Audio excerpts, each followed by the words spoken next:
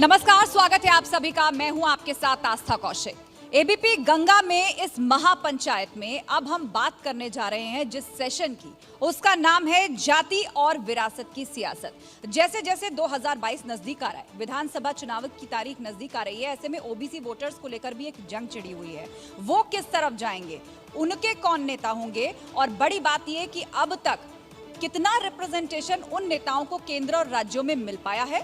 और उसके लिए हमारे साथ विशेष मेहमान मंच पर पधार चुकी है। हमारे साथ केंद्रीय मंत्री अनुप्रिया पटेल जी हैं। बहुत बहुत स्वागत है, तालियों के साथ स्वागत कीजिए केंद्रीय उद्योग और वाणिज्य राज्य मंत्री अनुप्रिया पटेल जी का। अनुप्रिया जी, पहला सवाल यही कि पहले आप स्वास्थ्य राज्य मंत्री रही और अब उद्योग और वाणिज्य राज्य मंत्री हैं, तो मतलब दायरा और बढ़ गया है। एक $5 ट्रिलियन इकोनॉमी का जो सपना है भारत का, और यूपी से उसका कॉन्ट्रीब्यूशन $1 ट्रिलियन, तो आखिर किस दिशा में आप आगे बढ़ रहे हैं और इन चुनौतियों को आप किस तरह से देख रहे हैं? ये कैसे पूरा होगा सपना?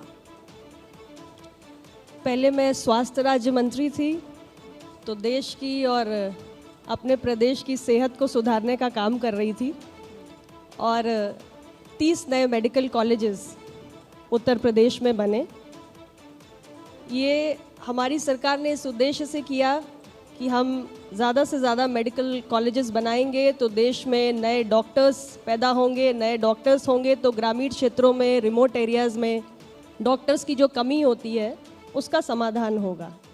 अब मेरे पास वाणिज्य और उद्योग की जिम्मेदारी आ गई है।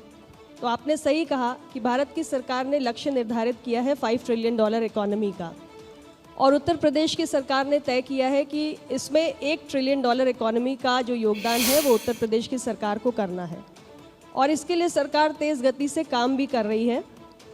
हमारे उत्तर प्रदेश की अर्थव्यवस्था आज देश में दूसरे नंबर की अर्थव्यवस्था बन चुकी है, और कोई भी अर्थव्यवस्था रफ्तार पकड़े, चूँकि कोरोना पैंडमिक ने पूरे देश और दुनिया को अर्थव्यवस्था की दृष्टि से एक बहुत बड़ा झटका दिया है। जी हाँ, और 6 लाख इंडस्ट्रीज बंद हुई हैं, इस बात की जानकारी खुद वित्त मंत्री ने संसद में दी है। बिल्कुल, आप सही कह रहे हैं कि इतनी बड़ी पैंडमिक में जिसको फेस करने के लिए ना दुनिया तैयार थी, ना देश तैयार था, ना प्रदेश तैयार था, और ख़ास करके उत्तर प्रदेश में इतनी बड़ी आबादी है, तो हमारी अर्थव्यवस्था धीरे धीरे बेहतर स्थिति में आ रही है, और उसको और बेहतर स्थिति में लाने के लिए हमको दूरगामी योजनाएं बनाने की ज़रूरत है। और उसकी सबसे पहली ज़रूरत ये होती है कि इंफ्रास्ट्रक्चर को तेज़ी से बनाया जाए।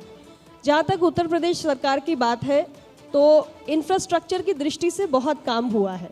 नए मेट्रोज़ बन रहे हैं, नए सड़कें बन रही हैं, नए एक्सप्रेसवेज बन रहे हैं, नए एयरपोर्ट्स बन रहे हैं, इन्वेस्टर फ्रेंडली माहौल बन रहा है। और जहाँ तक वाणिज्य और उद्योग मंत्रालय की बात है, तो हमें माननीय प्रधानमंत्री जी ने लक्ष्य दिया हुआ है कि हमारे जो देश के एक्सपोर्ट्स हैं उनको $400 बिलियन तक बढ़ाकर ले जाना है। उसके लिए हमने तय किया है, एक हमारा इनिशिएटिव है developing districts as export hubs. तो देश भर के अंदर जितने भी राज्य सरकारें हैं उनके साथ हमारा director general foreign trade engage करके हर ज़िले के अंदर ऐसे जो हम एक्सपोर्ट पोटेंशियल वाले उत्पाद हैं उनको आइडेंटिफाई करने की कोशिश कर रहा है। हर ज़िले में हमारे यहाँ कुछ ना कुछ पारंपरिक उद्योग होता है, और हम आइडेंटिफाई कर रहे हैं, चिन्हित कर रहे हैं ऐसे उत्पादों को जिनको एक्सपोर्ट की दृष्टि से बढ़ावा दिया जा सके। एक तो ये काम है। दूसरा, आप जानते हैं कि भारत की सरकार product linked initiative PLI scheme लेकर आई है। उसके तहत भी हम अपने देश के अंदर मैन्युफैक्चरिंग सेक्टर को बढ़ावा दे रहे हैं, और इस दृष्टि से दे रहे हैं कि हमारी डोमेस्टिक जो कैपेसिटी है वो तो बढ़े, साथ में हम एक्सपोर्ट्स भी बेहतर कर सकें। तो ये काफ़ी सारा काम हमारी सरकार और हमारा मंत्रालय कर रहा है। बात अब राजनीति की करें तो 2022 का चुनाव पास आ रहा है, और सभी सांसदों को जिम्मेदारी दी है कि वो जन आशीर्वाद यात्रा निकालें, और आपने हाल ही में जन आशीर्वाद यात्रा निकाली। एक नारा आपने उसमें दिया, मैं पढ़कर सुनाना चाहूंगी। आपने कहा कि SP हाफ, बीजेपी साफ, और कांग्रेस की जीत का स्विच ऑफ। इसके क्या मायने? आप BSP की जगह BJP बोल गई हैं। BSP हाफ, BSP साफ।